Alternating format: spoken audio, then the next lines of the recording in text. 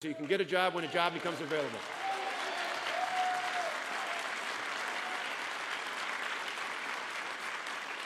Now, you can only imagine what the left said about that. They said, well, the governor hates poor people. The governor hates poor people. He's making it harder to get government benefits. I said, no. I love the people of my state. In fact, I love them so much, I don't want them to be permanently dependent on the government. I don't want to make it harder to find, I don't want to make it harder to get government assistance. What I want is to make it easier to get a job. That's what this is all about. And let me give you a great example of why that's so important. You know, a lot of times as conservatives, we think with our head, but we forget to talk with our heart. Let me give you a story that tells you why both are so important. A young woman named Elizabeth last year in our state, tough time, single mom, signed up in Milwaukee for food stamps. At the time, before we had changed our waiver process, it was still a voluntary program to sign up for employee training. So Elizabeth, to her credit, said, I don't have to, but I'm going to take advantage of this employment training. She did so well on that, they took her to the next step in our technical colleges and got her the training she needed to study as a certified nursing assistant. Last month, when I announced in my budget this initiative to require people who are able-bodied to work in the state, I'd asked that Elizabeth be a part of that ceremony so I could introduce her and point out to her in the gallery like the president and other governors do across the state in their State of the State and budget address. But you know what? I couldn't do that. You know why? Elizabeth was working that day as a certified nursing assistant, and that night she had gone back to take training to be a registered nurse because she understood the dignity of work.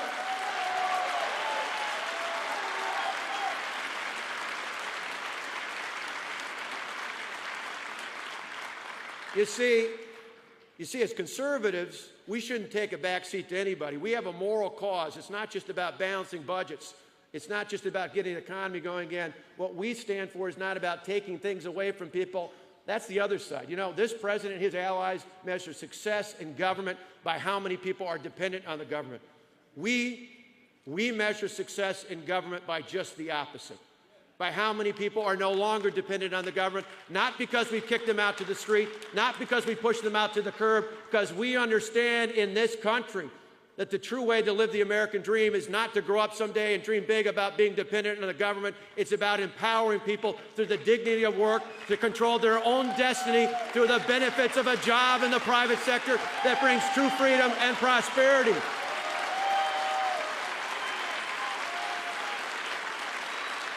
You see, in America,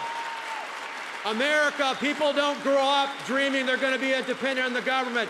In America, people don't come to this country as immigrants because someday they want to become dependent on the government. In America, they live the American dream where if you work hard and you get a good education and you pass it on to future generations, they can live the life of true freedom and prosperity. That comes through true independence and not dependence on the government. It is precisely why in America, we take a day off and celebrate the 4th of July and not the 15th of April.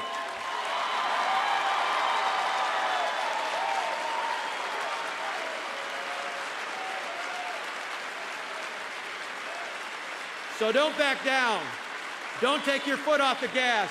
Now's the time to push forward and tell all of America, one state after another, until we take our message to Washington, that true reform comes with an optimistic and a relevant message, but most importantly, a courageous message that says, in America, we believe in the people and not in the government. Thank you, and God bless you.